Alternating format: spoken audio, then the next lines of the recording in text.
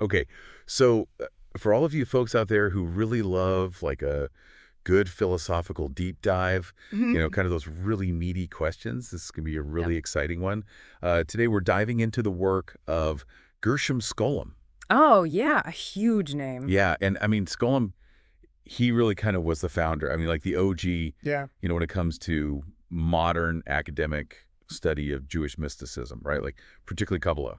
Exactly. Yeah, no, that's spot on. And and it's especially interesting like for someone who's, really into philosophy because you kind of have these two worlds colliding. Yeah, yeah. What happens when you take something like rigorous historical inquiry, and philosophical inquiry and you apply that to these really esoteric traditions? Yeah, that's a great point. Like what happens there? Yeah, it's Or like a head-on collision of exactly. like epistemology almost. Yeah, yeah, and Skolem's right there at the center of it. Yeah, and just to give folks a sense of kind of the scope of his work, because he was so prolific, Mm.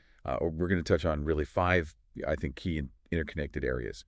One is, of course, his research, like an analysis of Kabbalistic literature, like across centuries. Right, tons and tons of it. Oh, yeah, just mountains of text. Exactly. But also his, like, thinking about the phenomenology of mystical religion, Yeah, okay. his approach to Jewish historiography, Right. which is super interesting. Yeah. And then like his evolving relationship to Zionism, Right. which is super interesting. And then his reflections on the spiritual and political condition of like contemporary Judaism.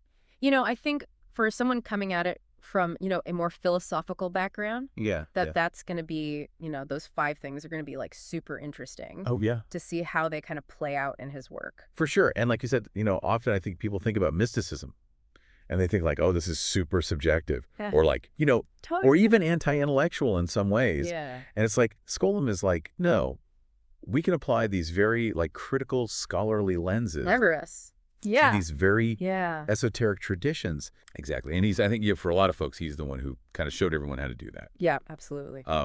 So to kind of unpack all this, let's start with his like intellectual formation, right? Like, Yeah. where did this guy come from? Right.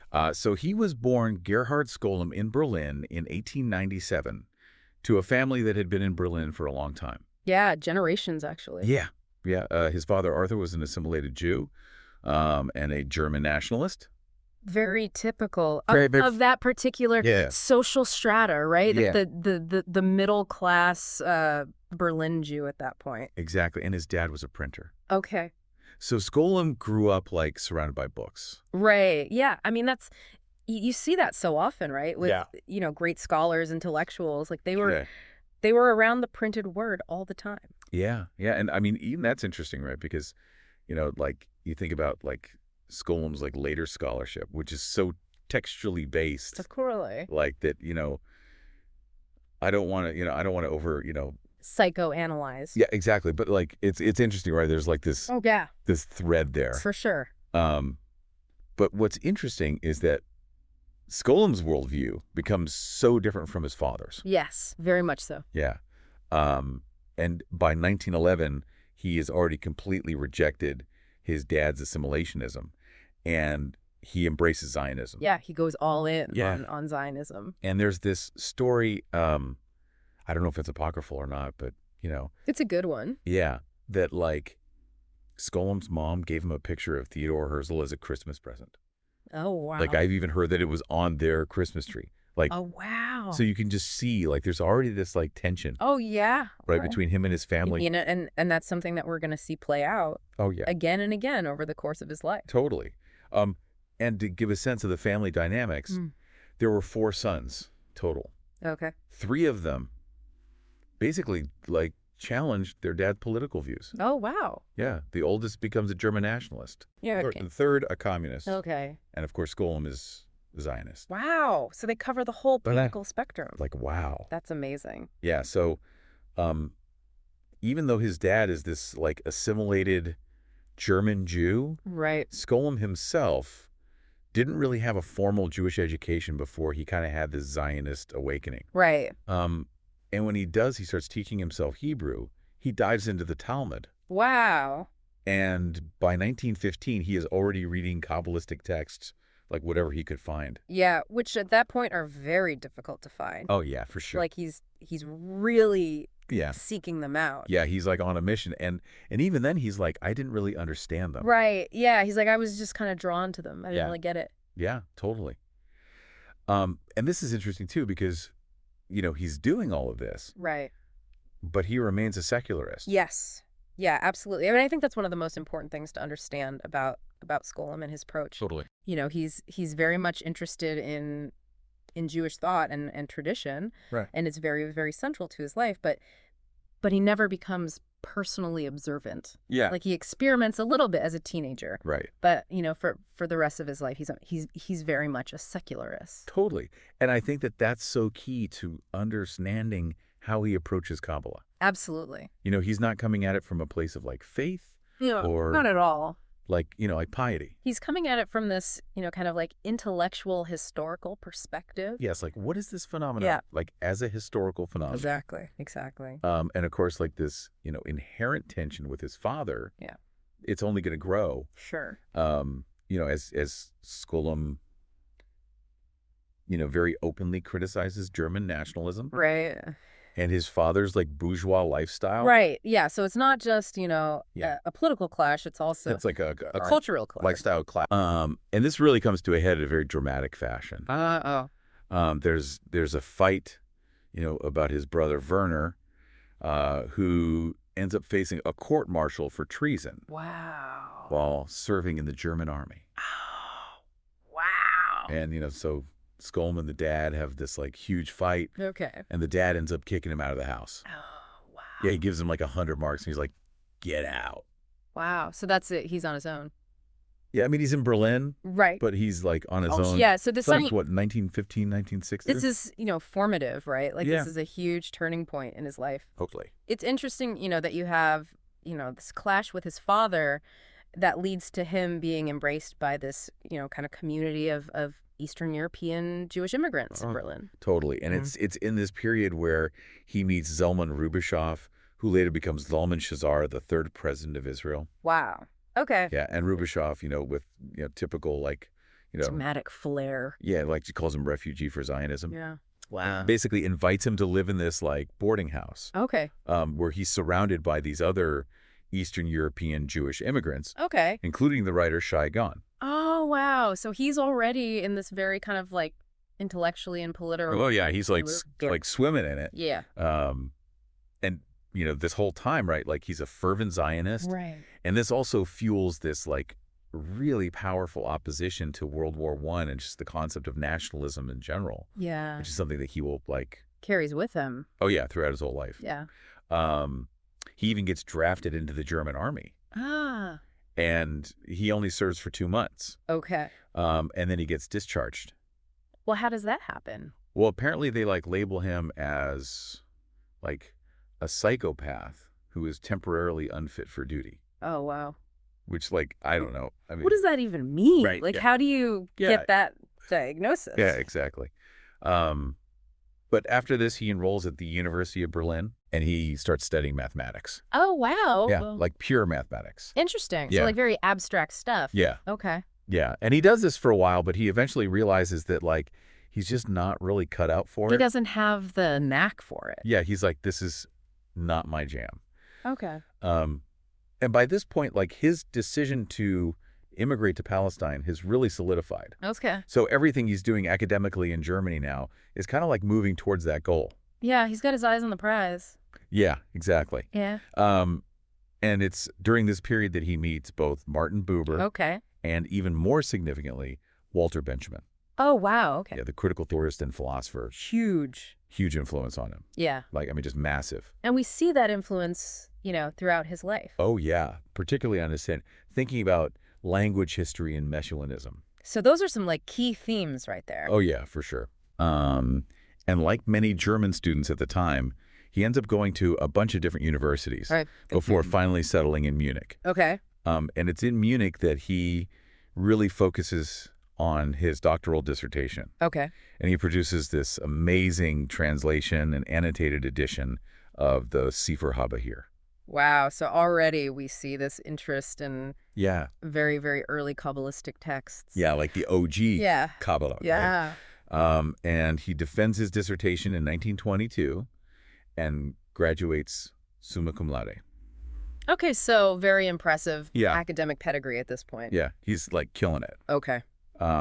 And so after this, like all of his energies is like channeled into making this immigration happen. Yeah. And finally, in September of 1923, he sails to Palestine. Okay. And he goes with no real plan for how he's going to support himself financially. Right, so he's just going on faith. Yeah, he's basically like, I'm going, Yeah. and I'll figure it out. He's got to get to Palestine. Yeah. But luck would have it. And I think also, there's this like amazing like intellectual ferment that's happening in Palestine at this moment. Right. He pretty quickly is offered a position as the librarian of the Hebrew section of the newly founded National Library in Jerusalem, Okay. which eventually becomes part of Hebrew University. Right. And it's there, surrounded by hundreds of neglected Kabbalistic manuscripts, Oh, wow. that like his real academic career starts to take shape. Wow, so he stumbles into this, like, I know. treasure trove of I know. It's amazing. manuscripts. Yeah. And he's actually not even a faculty member at this point. Right, he's just the librarian. Yeah, he's just the librarian. But that gives him access, Right, right? total access. Yeah, he had all this material. Yeah. And he remains at Hebrew University until his death in 1982.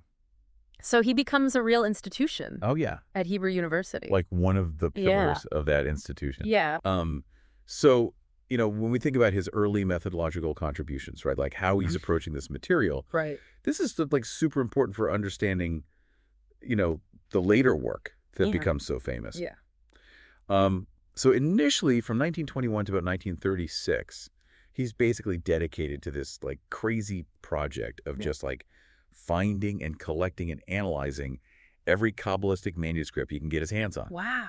which involves traveling all over Europe. So this is like real detective work. Oh, yeah. Total detective work. He's like tracking these things down. Yeah. And then once he's in Palestine, this work continues with this like rapidly growing collection at the National Library. So this is like the empirical groundwork. Oh, yeah. It's like are all of his later Yeah, just mountains of texts. scholarship. Yeah. Okay. But at the same time, while he's doing all this archival work, Right. he's also writing all these really critical reviews and essays Okay. that are challenging the interpretations of previous scholars of Kabbalah. So he's not just, collecting this stuff. Yeah. He's already starting to think about it and, Yeah, he's like, and critique other scholars. yeah, he's like, no, you're wrong. Like, here's what's really going on. Right. And these early writings get published in really important journals like Du Jude in Germany and Kiryat Sefer in Jerusalem. Okay. And these are often kind of overlooked when people talk about his work, Sure. but they're actually really important Right. because it's in these pieces that he really starts to articulate his distinct scholarly approach. So this is where he's starting to lay out his method. Yeah. Okay. And to lay the groundwork for his like super influential historiographical method. Okay, so the way he's thinking about history. Yes. Okay. And he also publishes his doctoral dissertation on the Bahir in 1923. Okay. And then a series of like super important bibliographical works in the late 20s and early 30s, Okay. including the Bibliographia Kabbalistica and Kitvei Yad HaKabbalah, which is a catalog of Kabbalistic manuscripts, and Perikin LeToldat Sifrut HaKabbalah, which is like chapters in the history of Kabbalistic literature. Okay, so these are like really So- essential reference works Yeah. for anyone studying Like the foundation. Kabbalah. Yeah.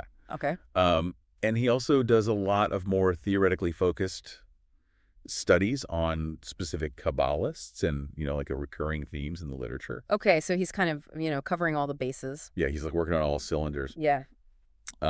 So basically, in these early years, he's immersing himself in the entirety of Kabbalah's historical development Okay. before he really starts to piece together its like complex intellectual history. Okay, so it's like he's got to get the lay of the land Yes. before he can really start Yeah, exactly. doing the serious. Yeah. He's got to like read everything first. Historical work. Exactly. And this brings us to kind of what are probably his most famous works. Okay. And it's interesting because he writes a ton in German and Hebrew. Right. But his most popular and arguably influential book Mm-hmm. is Major Trends in Jewish Mysticism, which he writes in English Wow.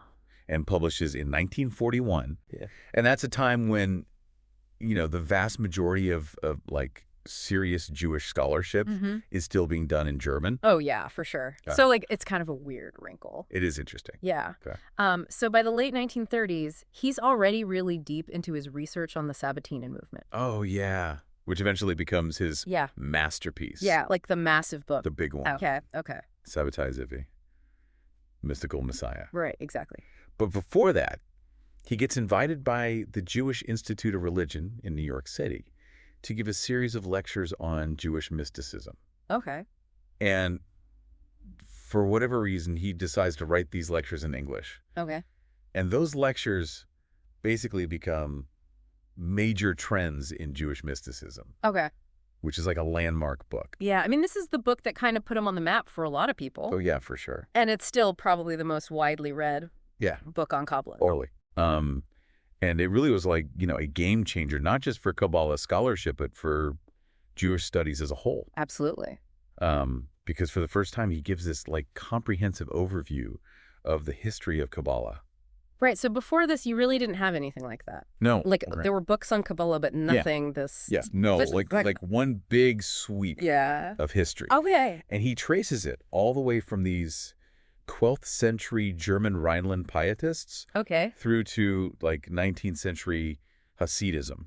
Okay, so he's taking the long view. Oh, yeah, the longest view. The longest view. Yeah. Okay. And so, I think what's particularly fascinating about major trends from like a philosophical perspective, right, is that he really starts to articulate his theory about the authorship of the Zohar. Right, which is like a huge deal. Oh, yeah, like that's like the big question. The Zohar is the the- most important text in Yeah. Kabbalah. So Exactly. figuring out who wrote it is a big deal. Huge deal. Right. He also provides one of the first scholarly studies of Abraham Abuelifia's mystical system, Okay. which is super fascinating Yeah.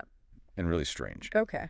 And then he also starts to really give us some insights into his historical methodology. Okay, so this is his like approach to history. Yeah, like how are we even doing this? Like Cool. how are we approaching these texts? How do we do intellectual history? Exactly. Okay. And then at the very end of the book, in these like parenthetical remarks, Yeah, these are famous. yeah, he talks about the possibility for Jewish mysticism today, Okay. which is something he'll come back to later in other essays. Right, so already we're seeing that he's not just interested in the past. Yeah. He's interested in what this means for the Yeah. present. Totally.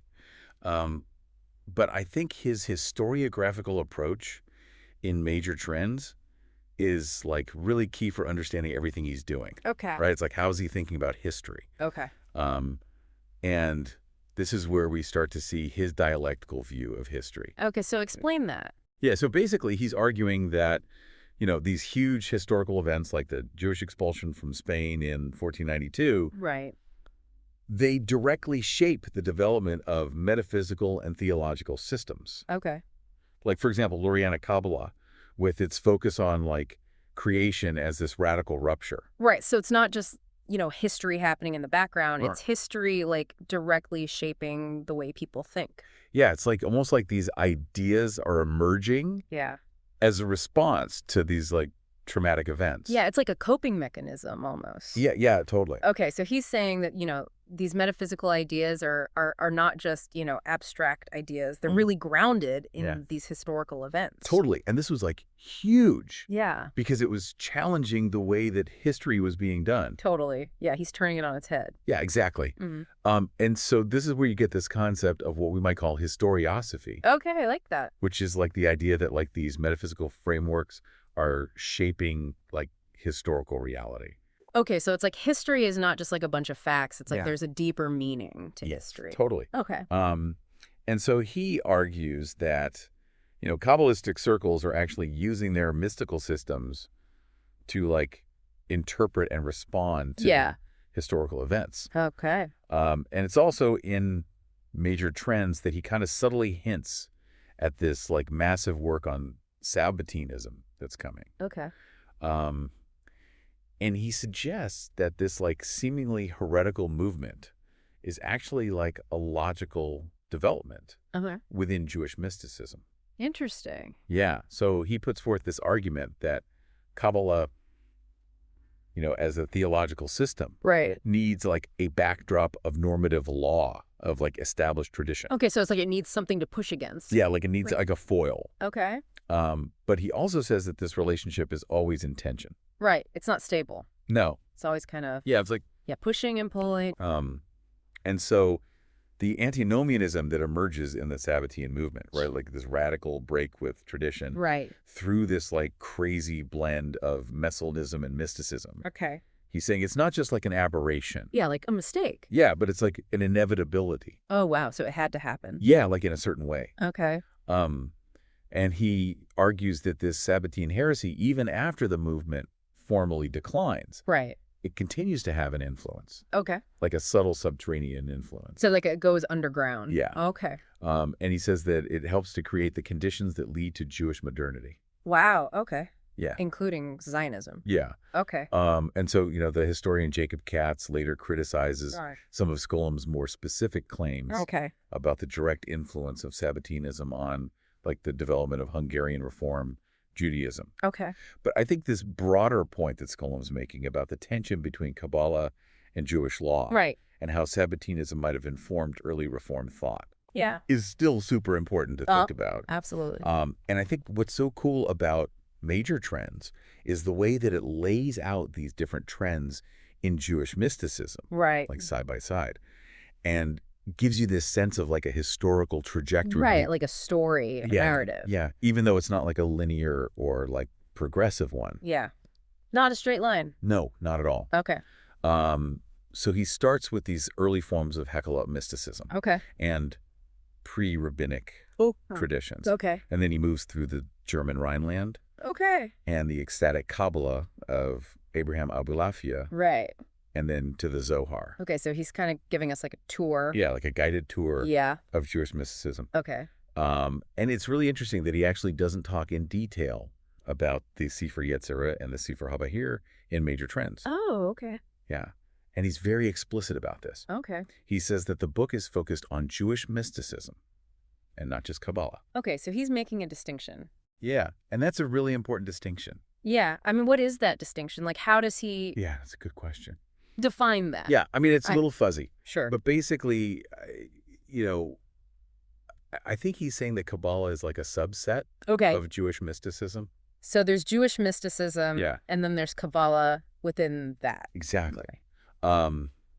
But he does get into like the origins of Kabbalah in more detail in his later book, Origins of the Kabbalah. Okay. And that book actually appears in a bunch of different versions over time. Okay. So it's a work in progress. Yeah, he keeps like revising it and adding to it. Okay. And so Origins of the Kabbalah gives us this much more detailed analysis of how Kabbalah emerges as this distinct phenomenon. Okay. Right. So in Major Trends, he's giving us the broad overview. Yeah. And then in Origins, he's going Yeah, he's zooming in. deeper. Yeah. Okay. And he starts with a close examination of the Bahir Okay. and the early mystical circles in Provence, Mm-hmm. and then traces its development through Castile and Girona in the centuries leading up to the Zohar. Okay. So he's really like Yeah. tracing the evolution. Yeah, he's like following the breadcrumbs. Yeah. And the first chapter of Major Trends is also really important because it's one of his first statements about the phenomenology of mysticism. Okay. And he comes back to a lot of these ideas in his later Iranos lectures. Okay. And it's in this chapter that he really grapples with the challenge of defining mysticism itself. Right.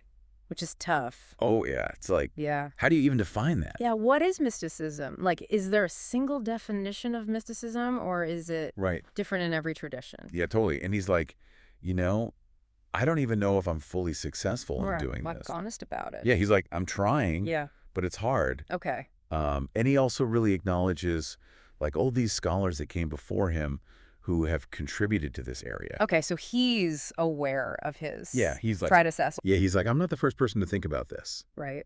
And this is really, I think, where we see him starting to move towards engaging with the philosophy of religion. Okay. So he's not just a historian. Right. He's also a philosopher. Yeah, he's like, Of religion. he's got one foot in each camp. Right. And so Scholem, he holds this view that Kabbalah, in its like fully developed form, Right. is fundamentally a medieval phenomenon. Okay. So he acknowledges that there are earlier forms of Jewish mystical thought, Right. but he argues that the systems that we recognize as Kabbalah, Right. they emerge as a reaction to the rationalism of medieval Jewish philosophy.